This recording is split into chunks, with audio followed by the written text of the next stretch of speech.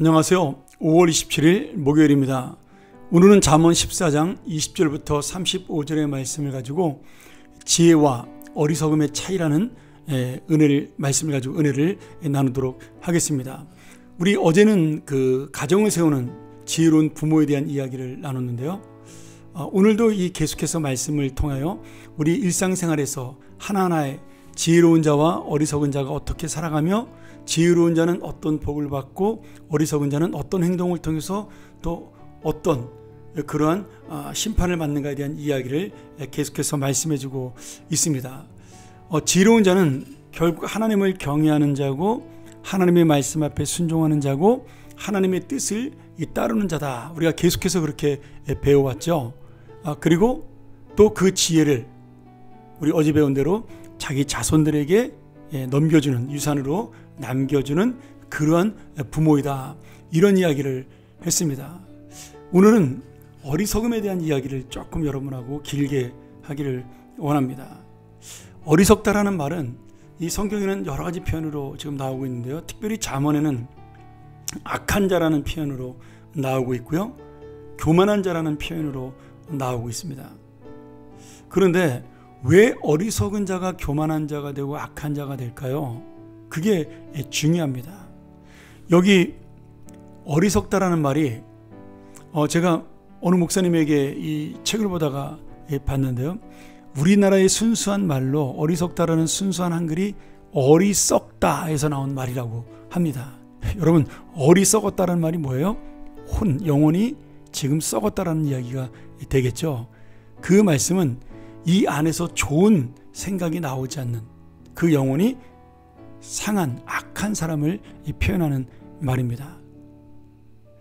또다시 이 어리석은 말은 어린이라는 말로도 나중에 변화가 되기도 하죠. 그래서 우리 한글에 어린 백성 이렇게 세종대왕이 이야기할 때 그 어린 백성은 어리석은 백성을 의미하는 그런 단어라고 이야기하는데, 중요한 거는 지금 이 어리석다의 가장 중요한 의미는 그 안에 있는 생각이 악하다라는 겁니다. 자, 영어 성경에 보면 어떤 번역본에 이 어리석다라는 사람을 생각이 없는 사람이다, 그렇게 표현하고 있습니다. 그래서 이 생각 없는 사람은 어떤 사람일까요? 저는 두 가지로 보는데요. 정말 생각이 없는 것이 아니라 첫 번째는 하나님의 생각, 하나님의 계획, 하나님의 뜻이 없는 사람을 의미합니다. 정말 그 하나님이 우리를 사랑해서 주시는 말씀들, 또 좋은 교훈들, 그것들을 듣기 싫어하고, 그리고 그 하나님의 말씀 앞에 순종하지 아니하는 사람을 여기 어리석은 사람이다, 그렇게 표현하고 있고, 생각이 없는 사람의 저는 첫 번째 의미라고 봐요.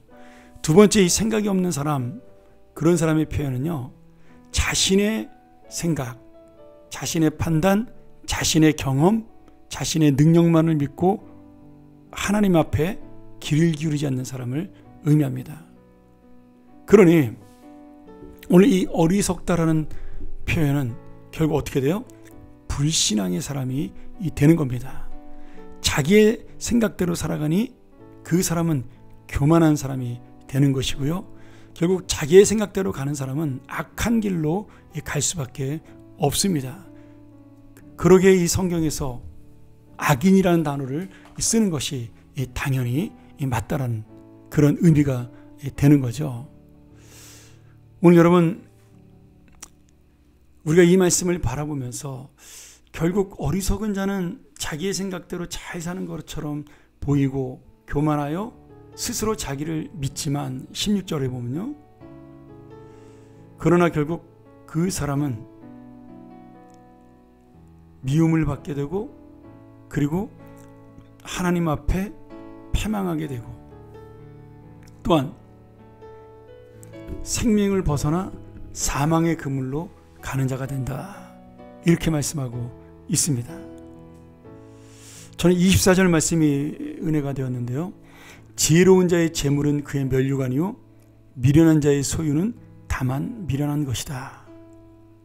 우리가 많은 재물을 얻어도 악인, 교만한 자, 미련한 자의 것을 얻은 그 재물은요, 결국 미련한 물건에 불과합니다. 그런데 지혜로운 자는 그 재물이 단순히 재물로 끝나지 아니하고 하나님의 보물이 되어 그의 면류관이 된다라는 말씀이죠. 제가 자주 이야기하는 거지만 여러분, 부자라고 해서 다 같이 잘 사는 사람이 아닙니다. 우리는 부자가 아니라 잘 사는 사람이 되어야 하는 거죠. 자, 오늘 이 말씀을 정리하면서 우리가 한 가지만 더 기억을 하기를 원합니다. 이 세상에 악이 승리하는 것처럼 보이지만 이 어리석고 교만한 자가 잘 되는 것처럼 보이지만 어느 순간에 하나님께서는 악인은 그의 환난에 엎드려지나 의인은 그의 죽음에도 소망이 있다라고 우리에게 약속해 주십니다.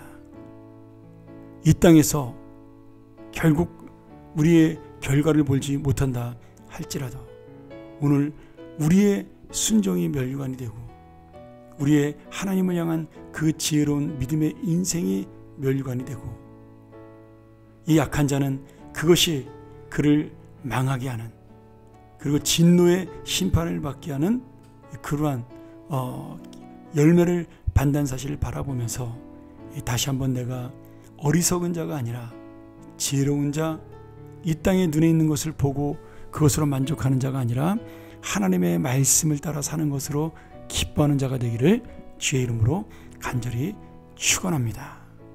기도하겠습니다. 하나님 아버지, 악인은 어려운 일을 만날 때 넘어지고 엎드려지지만 의인은 그의 죽음 가운데도 소망이 있다라고 오늘 말씀하셨습니다. 우리가 다시 한번 이 땅의 인생이 아닌 하늘의 인생임을 깨닫게 하시며 오늘 세상에 보이는 것 때문에 자기의 욕망과 자신의 욕심 따라 살아가는 그런 인생이 아니라 하나님의 말씀과 믿음에 따라 살아가는 지혜로운 자, 믿음의 자녀가 되게 하여 주시옵소서. 하나님의 생각이 없이 자신의 생각만으로 살아가는 이 어리석은 자의 결과를 우리가 분명히 마음에 담는 인생이 되게 하여 주옵소서. 예수님의 이름으로 축복하며 기도합나이다. 아멘.